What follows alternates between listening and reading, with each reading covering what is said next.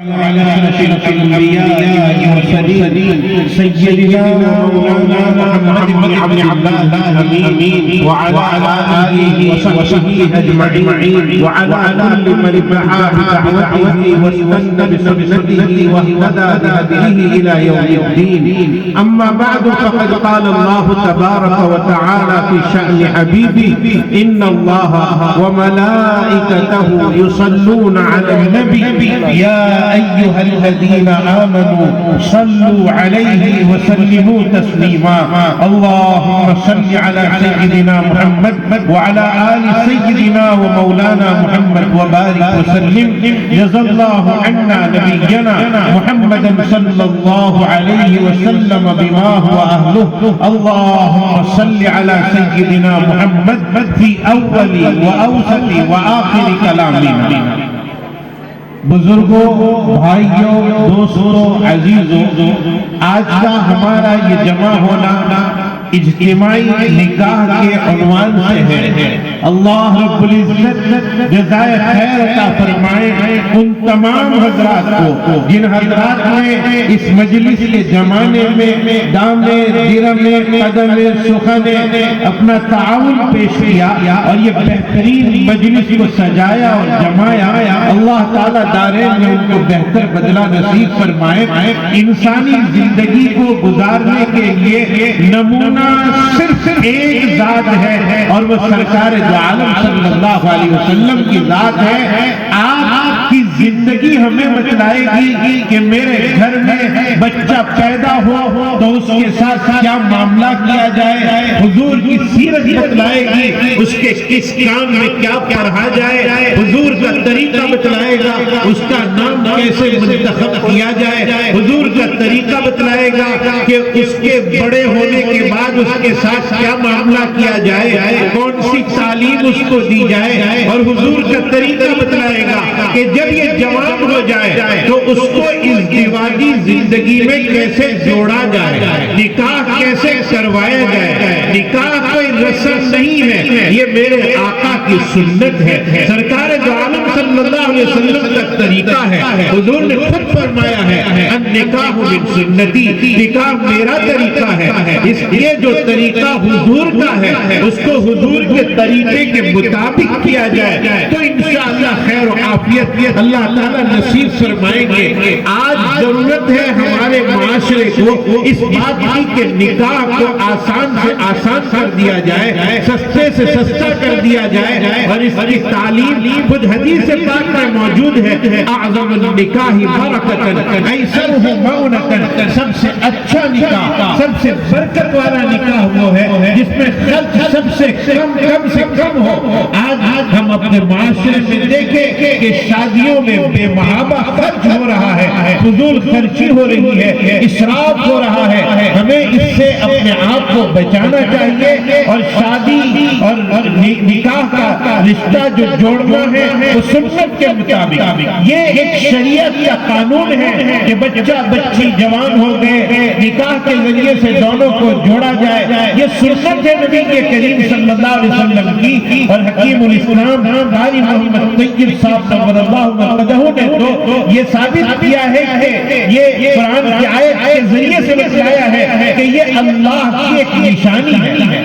اللہ کی ایک نشانی ہے. نشانی کس کو کہا جاتا ہے؟ آیت من آیات اللہ کا مطلب ہے ایسی نشانی جس کو اللہ کے علاوہ کوئی نہ بنا سکے. ظاہری بات ہے کہ ایک انجانا لڑکا اور ایک انجانی لڑکی دونوں نے ایک دوسرے کو زندگی میں کبھی نہیں دیکھا، صرف ایک مرتبہ دیکھا ہے نکاح سے پہلے جس کی شریعت نے اجازت دی ہے. اور لڑکے نے لڑکی کو پسند کیا، لڑکی نے لڑکے کو پسند کیا اور شادی کی تاریخ طے ہوئی. اور اس کے بعد قاضی صاحب کو بلایا گیا اور بٹھا کر یہ جو جملے بلوائے گئے کہ فلانا بنت فلان کی اجازت سے آپ اپنے نکاح میں فلانا بنت فلان کو قبول کر رہے ہو اور دلہا یہ کہتا ہے قبلتھا ونکحتھا، یہ دو جملے ایسے ہیں کہ جس کے بولنے کے بعد ایک لڑکا اور لڑکی جو اب تک انجانے تھے وہ ایسے ایک دوسرے کے اوپر جان نچھاور کرنے والے بن جاتے ہیں کہ اب ان کے درمیان کوئی حجاب باقی نہیں رہا، کوئی دوری باقی نہیں رہی، دونوں ایک دوسرے سے متعلق ہو چکے، دونوں ایک دوسرے کے رشتے میں آ چکے، دونوں ایک دوسرے کے بندھن میں آ چکے، اس کا دکھ میرا دکھ اس کا دکھ بن گیا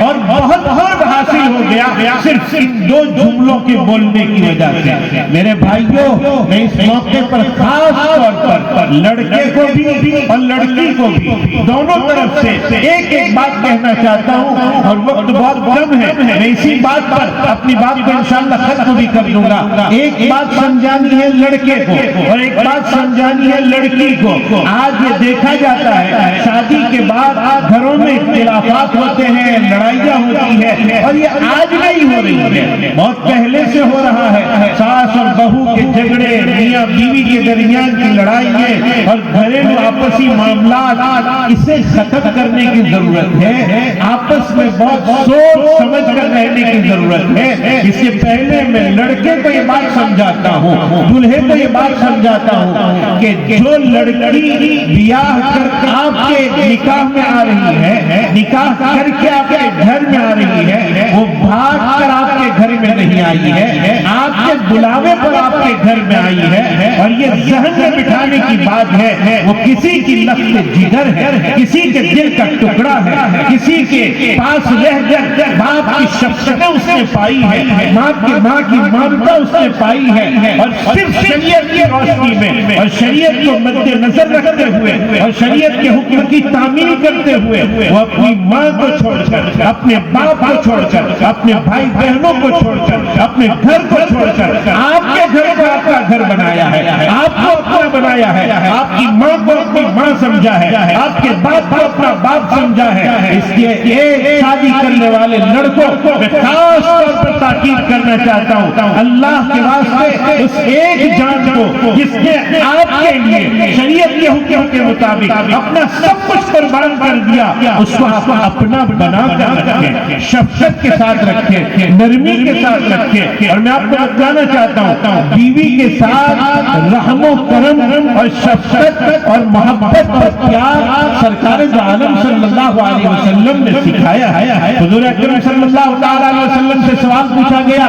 ای الناس احب الیک یا رسول اللہ، اللہ کے نبی صلی اللہ علیہ وسلم آپ کو لوگوں میں سب سے زیادہ پسند کون ہے؟ حضور نے بلا تکلف کے فرمایا عائشہ مجھے لوگوں میں سب سے زیادہ پسند ہے۔ آپ نے اپنی زوجہ کا نام لیا، آپ نرمی کے ساتھ رہتے تھے، رحم و کرم کے ساتھ۔ میری ماں، ہماری ماں ام المؤمنین حضرت عائشہ ایک گلاس میں پانی پیتی ہے، حضور اس گلاس کو بچے ہوئے پانی کو اپنے پاس لیتے ہیں، اور ام المؤمنین نے جہاں ہونٹ لگا کر پانی پیا ہو حضور اس جگہ ہونٹ لگا کر پانی پیتے تھے۔ اس طرح امت کو سبق دیا کہ اپنی بیویوں کے ساتھ محبت کے ساتھ رہا جائے، شفقت کے ساتھ رہا جائے۔ اس شفقت پر کیا ملے گا؟ ایک آدمی کی بات ہمارے بزرگوں نے ذکر کی ہے، ایک آدمی تھا بیچارہ غریب، اور اس کو مرغی کا گوشت کھانے کا شوق تھا۔ مرغی یعنی یہ فارم والی نہیں، اوریجنل دیسی مرغی کھانے کا اس کو شوق ہوا، لیکن بیچارے کے پاس پیسہ نہیں تھا، تو اس نے ایک ایک پیسہ چونی 8 آنے اس طرح پرانے زمانے میں جمع کیے، اور جمع کرتے کرتے جتنے پیسے میں مرغی خریدی جا سکے 6 مہینے لگ گئے، 6 مہینے لگ گئے مرغی کے پیسے جمع کرتے کرتے، 6 مہینے ہو گئے، مرغی کے پیسے جمع ہوئے، بازار گیا، ایک مرغی خریدی، ذبح کروایا، اور اپنی بیوی کے پاس لے کر آئے اور آ کر کہا اے بیگم یہ 6 مہینے کی کمائی ہے، 6 مہینے کے میرے پیسے ہیں اور 6 مہینے کی محنت اور مزدوری ہے، جس کو جمع کیا، اور آج میں نے مرغی جو خریدا اس کو ذبح کروایا، میں تیرے پاس لایا ہوں، اسے بہترین انداز میں پکاؤ، میں اس کو کھانا چاہتا ہوں، 6 مہینے سے اس کا میں انتظار کر رہا تھا۔ اللہ کا کرنا یہ ہوا بیوی نے اس کو پکایا، لیکن نمک زیادہ ہو گیا اس کے اندر، اور اتنا زیادہ کہ جس کا کھانا مشکل ہو جائے. وہ اللہ کا بندہ کھانے کے لیے بیٹھا اور جیسے ہی ایک نوالا منہ میں رکھا انتہائی زیادہ نمک ہونے کی وجہ سے وہ کھا نہیں پایا, لیکن بمشکل کچھ لقمے کھائے اور دل میں خیال آیا میں اپنی بیوی کو ڈانٹوں, میں اپنی بیوی پر برس پڑوں, میں اس کے اوپر غصہ کروں, میں اسے تماچا مار دوں, لیکن ساتھ میں دل میں یہ بھی خیال آیا وہ اللہ کے بندے جس بندی سے غلطی ہوئی ہے وہ بھی تو اللہ کی بندی ہے, اس سے غلطی ہو گئی معاف کر دے. وہ اللہ کے بندے نے اسے معاف کر دیا, ایک لفظ نہیں کہا, گھر سے نکل گیا.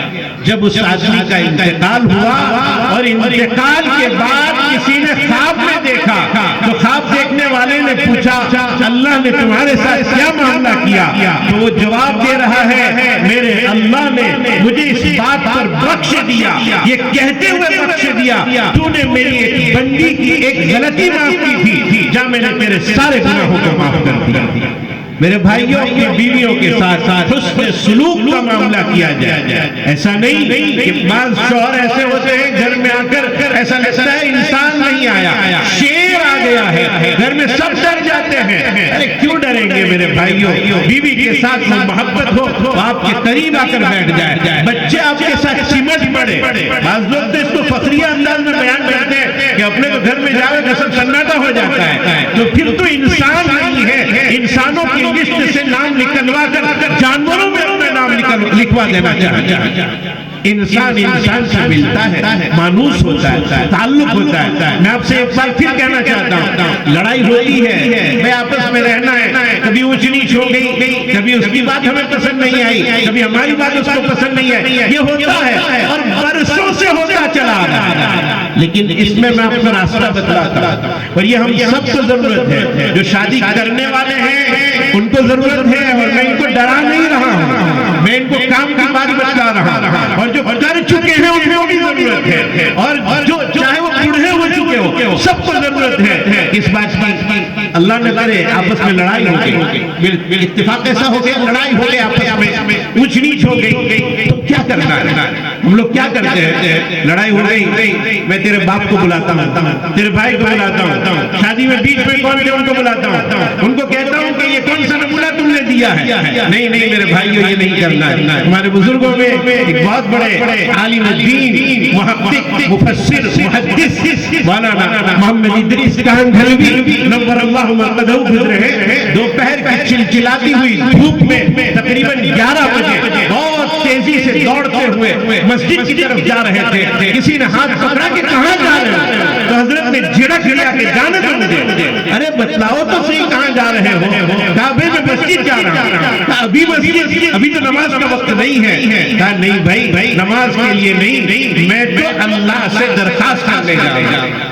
کیا درخواست کرنے جا رہے ہیں؟ حضرت کاندھلوی رحمۃ اللہ علیہ نے جو فرمایا ہے وہ آج کی اس مجلس میں اپنے پلوں سے باندھ لیجیے, سونے کے حروف سے دل کی تختے پر لکھ لیجیے. حضرت کاندھلوی رحمۃ اللہ علیہ نے فرمایا میرے گھر میں میری بیوی اور میری ماں کے درمیان لڑائی چل رہی ہے, اللہ سے کہنے جا رہا ہوں اے اللہ ان دونوں میں صلح کروا دیجیے, ان دونوں کے دلوں کو جوڑ دیجیے. اللہ ہی دلوں کو جوڑ سکتے ہیں, باقی کوئی نہیں جوڑ سکتا ہے. اللہ سے درخواست کیجیے اللہ ہمارے گھر میں محبت عطا فرما دیجیے, مودت عطا فرما دیجیے, تعلق نصیب فرما دیجیے. تو ایک تو میں نے یہ لڑکوں کے اعتبار سے یہ بات کر دی. اب میں اپنی بیٹیوں بہنوں کے اعتبار سے یہ بات سمجھانا چاہتا ہوں کہ دیکھو ایک نئے گھر میں جا رہی ہے ہماری بیٹی, ہماری بہن. ان بیٹیوں بہنوں کو چاہیے کہ اب یہ آپ کے لیے موت تک کا گھر بن چکا ہے. اب آپ کے ساتھ رہنے والا آپ کا شوہر آپ کا اپنا شوہر ہے, اور شوہر کے ماں باپ کو آپ اپنے ماں باپ بنا لیجئے. جیسے شوہر آپ کو قبول کر رہا ہے آپ شوہر کو قبول کر لیجئے, اور شوہر کے ماں باپ کو اپنے ماں باپ بنا لیجئے. کہ کوئی بات نہیں, دیکھو بیوی کے ذمہ کیا ہے. امام بخاری رضی اللہ تعالیٰ عنہ نے ایک باب قائم کیا ہے اور اس کے تحت ایک روایت نقل کی ہے. حضرت جابر رضی اللہ تعالیٰ عنہ نکاح ہو گیا. حضور صلی اللہ علیہ وسلم کو پتا چلا. آپ صلی اللہ علیہ وسلم نے فرمایا, پوچھا جابر شادی شدہ عورت سے نکاح کیا یا پھر جوان لڑکی سے نکاح کیا؟ ایسی لڑکی جو پہلی مرتبہ شادی کر رہی تھی یا پہلے کہیں اس کا نکاح ہو چکا تھا اور شوہر نہ رہا یا طلاق ہو گئی, اس سے نکاح کیا؟ کہا نہیں, میں نے طلاق والی عورت سے نکاح کیا. پوچھا حضور نے کیوں؟ کہا میری 9 بہنیں ہیں, اگر میں نوجوان لڑکی لاتا میری بہنوں کی نگہبانی وہ نہ کر پاتی, اس لیے میں تجربہ کار عورت کو لایا ہوں تاکہ میری بہنوں کی کنگھی چوٹی کر پائے. حضور نے اس پر منع نہیں فرمایا. میری بہنوں, میری ماں اور میری بچیوں سے میں کہنا چاہتا ہوں کہ ضرورت کے موقع پر شوہر کی ماں کو اپنی ماں سمجھ کر اس کی خدمت کر گزرے, اس کے باپ کو اپنا باپ سمجھ کر خدمت کر گزرے, اس کی بہن کو اپنی بہن سمجھے اور پھر مل جل کر اپنی زندگی کو گزارے. ایک اچھا معاشرہ تشکیل پائے گا اگر آپسی اتحاد رہے گا, اگر آپسی میل جول رہے گا, موافقت رہے گی, تو انشاءاللہ زندگی گزارنا آسان ہو جائے گا. شریعت مطہرہ نے تمام چیزیں بتلائی ہے, اسلام نے ساری چیزیں بتلائی ہے. ان طریقوں کے مطابق اگر ہم اپنی زندگیوں کو گزاریں, اگر ہم اپنے طریقوں کو گزاریں گے تو انشاءاللہ اللہ تعالیٰ آگے کے مسائل آسان کر دیں گے. ہم مسلمان ہیں, ہمارے پاس کیا نہیں ہے؟ ہمارے پاس قرآن ہے, ہمارے پاس حدیثیں ہیں. کون سا زندگی کا ایسا شعبہ ہے کہ جس کا طریقہ حضور نے بتلایا ہے, جس کا طریقہ قرآن نے بتلایا ہے؟ کسی ڈاکٹر نے یہ کہا تھا, ہمارے ڈاکٹر حنیف صاحب یہاں تشریف فرما ہے, معذرت کے ساتھ اس بات کہتا ہوں کہ کسی ڈاکٹر نے کسی عالم سے جا کر کہا کہ آپ یہ کہتے ہو کہ قرآن میں سب کچھ لکھا ہے, لیکن طبابت اور ڈاکٹری کے بارے میں قرآن میں کہیں کچھ نہیں لکھا ہے. مولانا نے جواب دیا لکھا ہوا ہے.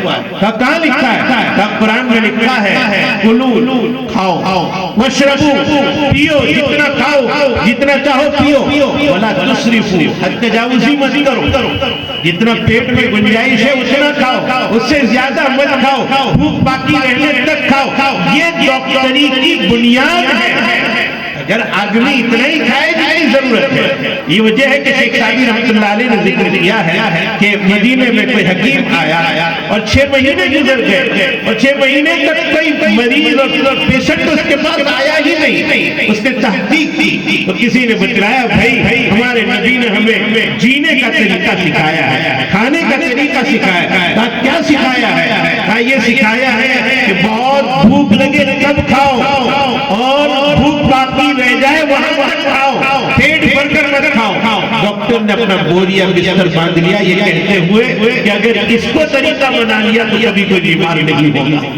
تو حضور نے ساری چیزیں بتلائی ہے, تمام چیزیں بتلائی ہے, تمام طریقے بتلائے ہیں. اخیر میں ان تمامی حضرات کو جن حضرات نے یہ ساری چیزیں سجائی ہیں, یہ ساری چیزیں لگائی ہیں, ان حضرات کو مبارکباد پیش کرتا ہوں. ایک حدیث ہے سرکار دو عالم صلی اللہ علیہ وسلم کی کہ اگر کسی آدمی نے کسی آدمی کو کپڑا پہننے کے لیے دیا تو جب تک سامنے والے کے بدن پر دینے والے کے کپڑے کا ایک ٹکڑا تک باقی رہے گا ثواب ملتا رہے گا. یہ 11 ہے غالباً گھر جو ان حضرات کی توجہات کے ذریعے سے آج گھر بسے گا. اور میرے خیال میں اگر یہ 11 ہی ہے,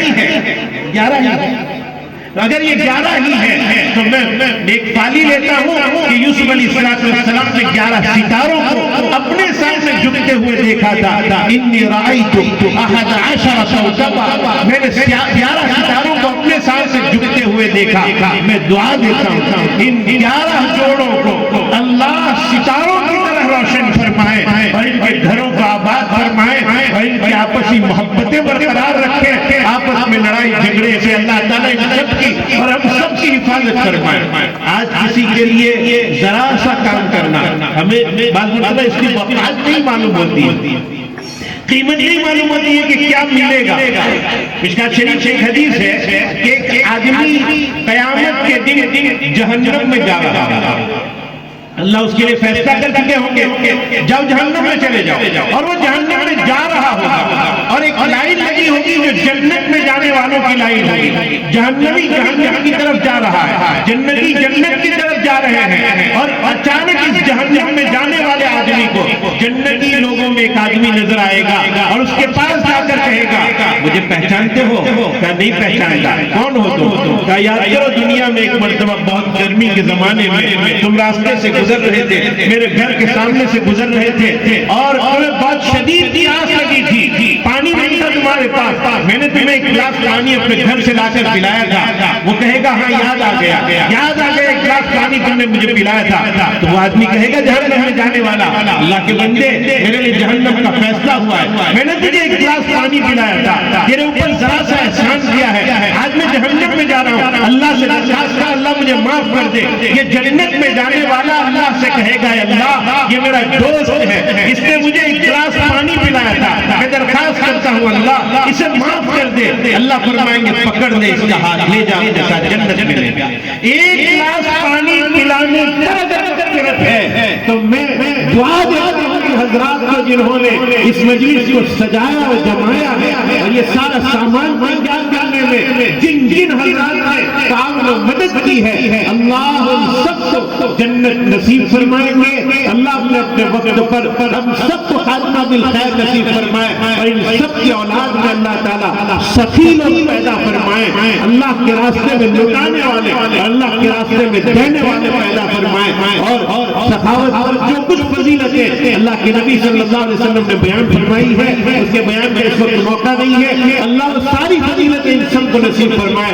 ہمارے مولانا یونس صاحب، مولانا عبد الرحمان صاحب کی حضرات یہاں تشریف لائے ہیں، اور ان کے علاوہ یہاں کے محترم صاحب اور مدرسے کے سارے مدرسین اور طلباء، ان سب کو میں شکریہ کہتا ہوں، جزاک اللہ کہتا ہوں۔ انہوں نے پرتپا کے استقبال کیا اور انہوں نے اکرام کا معاملہ کیا۔ اکرمکم اللہ کما اکرمتمونا، اللہ تمہارا ویسا ہی اکرام کرے جیسا آپ حضرات نے ہمارا اکرام کیا ہے۔ اللہ ہمارے مل بیٹھنے کو قبول فرمائے۔ مجھے جو وقت دیا گیا تھا وہ ختم ہوا ہے، اللہ تعالی ہم سب کے مل بیٹھنے کو قبول فرمائے، اس نکاح کو قبول فرمائے، اور جائز مقاصد میں کامیابی نصیب فرمائے۔